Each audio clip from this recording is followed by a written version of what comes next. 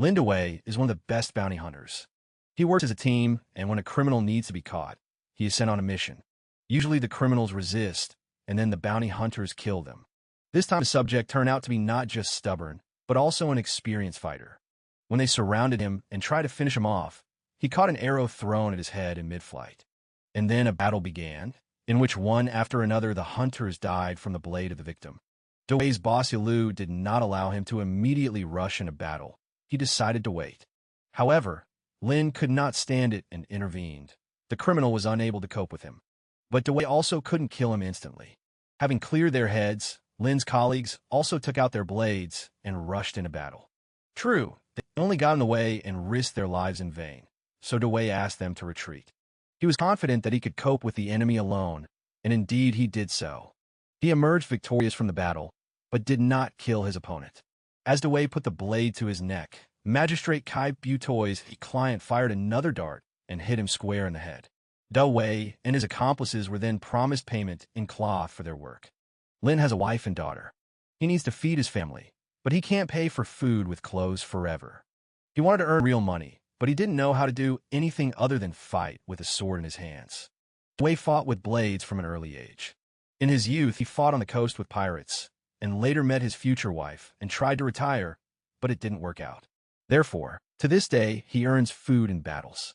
Returning home after another assignment, he met a swordsman named Chan, who challenged him. Lin Dewey refused, although he was promised to be paid for the fight.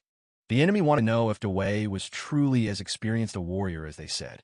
When the swordsman left, Lin sat down to dinner, and then it turned out that they had almost no food left. My wife said that sellers no longer accept fabric as payment. They need money. Dewey promised to get the money. At night, he came to the cemetery to fight with the swordsman for silver. He easily defeated the opponent who challenged him and received money for it. Lin left the swordsman alive, but he promised to return and repeat the fight. With the silver he received from him, Dewey bought food and paid the doctor who prescribed medicine for his wife. She got sick, but she's better now. At this point, Lu came to visit Dewey after withdrawing the arrest order from magistrate. They brought vegetables and stayed for lunch. And you don't know how to cook, so I came to help. And when it got dark, he offered Dewey a deal. He was ordered to attack the in Montana, which dealt with salt and iron traders. Montana has money and power. If he is killed, the judge will promote them both to constables, meaning they will have a regular income. Dewey agrees to this adventure. He worries about his wife and daughter and wants to provide them with a decent future at all costs.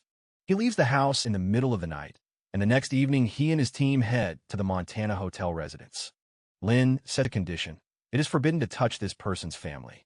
They enter the courtyard and kill the guards. Dewey chases the owner of the house and corners him. Then his wife in Montana attacks him in the back, and he kills her without looking. Montana is then forced to hand over the gold, after which he is executed on the spot. Lin Dewey returns home with the loot. He hides the gold in the barn and buries the blade in the ground. He will no longer make money from fights.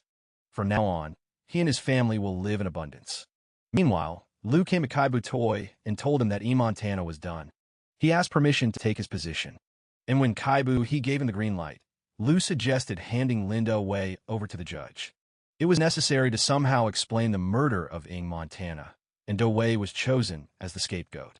Besides, Lu had plans for his friend's wife. When Lin was about to leave, they came for him. He was chained and tortured to find out who else was involved in the robbery and murder of the Montana hotel. However, Dewey did not betray anyone.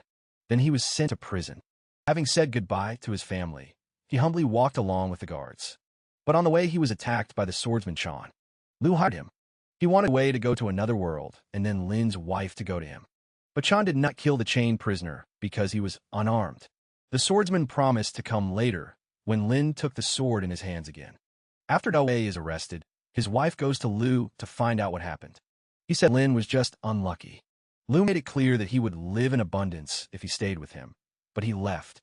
While Lin Dewey was serving his sentence, his former boss brought order to the village and took control of the salt and iron merchants. Now he became a policeman and gave Kai Butoy twice as much money as Mandang. Munthun himself survived this battle with the robbers. When he woke up, he found his family murdered and vowed revenge. Teamed up with a swordsman who had honed his skill with the blade over the years. Meanwhile, Officer Liu did not stop visiting Dewey's wife. She helped with food so that she and her daughter would not starve. 10 years after the closure of Dewey, there are smugglers operating in the province who are unhappy with how much they are paid for their goods. However, Officer Liu was adamant. He agreed to cooperate with these people only on his own terms, because he has to give the magistrate a lot of money so that they do not interfere in his affairs. Liu's son and Dewey's daughter were dating. They fell in love with each other since childhood and now spend a lot of time together. Seeing this couple on the street, the smugglers decide to teach them a lesson in order to annoy the policeman. But then Liu appeared and saved his son. The smugglers told him that this draconian order would soon end. It is said that Montaigne is going to take revenge on those who robbed him and try to kill him. Montaigne was truly out for blood. Lin Dewey is pardoned and returns to his homeland. However, the family received him coldly.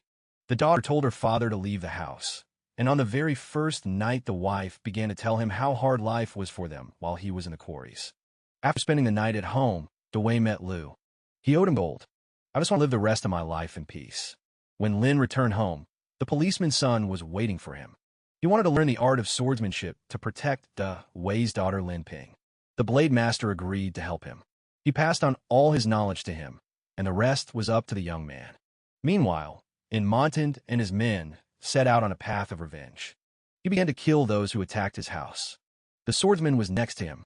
Montaigne paid him, but money was not the main thing for Chan. He was motivated by the fact that he would be given the opportunity to fight stronger opponents. And he wanted to fight Lin Dewey one day.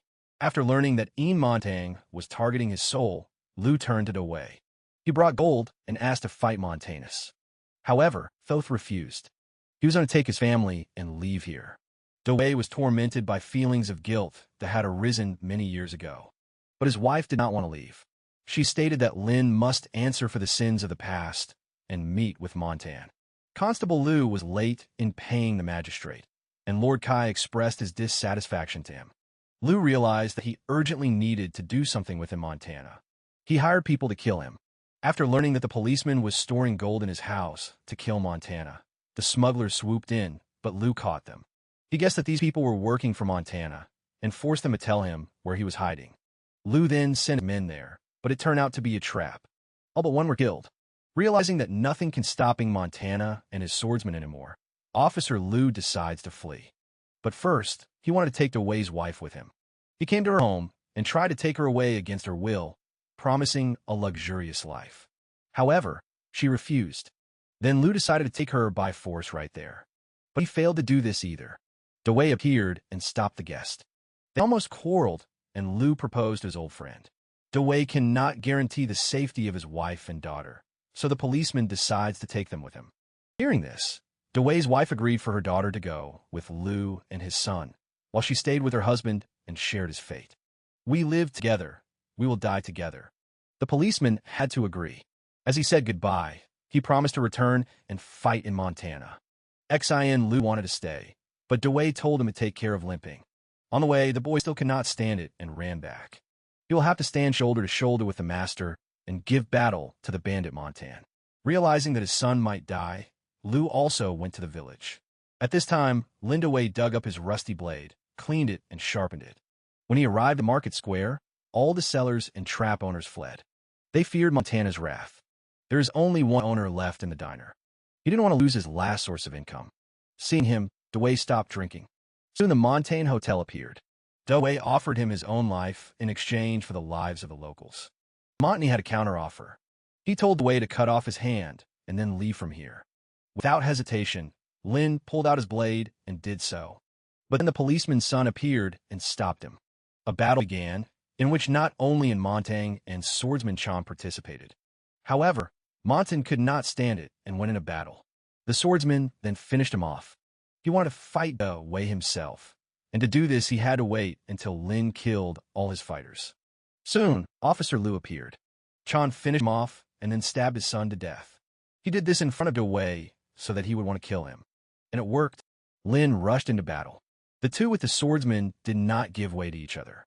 Chan even began to gain the upper hand because Dewey had not trained for many years. Everything was decided in one fell swoop. Each of the opponents hit him. Swordsman Chang died instantly, but Lin Dewey remained alive for a long time. Soon his wife arrived, and Dewey died in her arms. Subtitle Editor A. Sinitskaya. Proofreader A. Kulikova.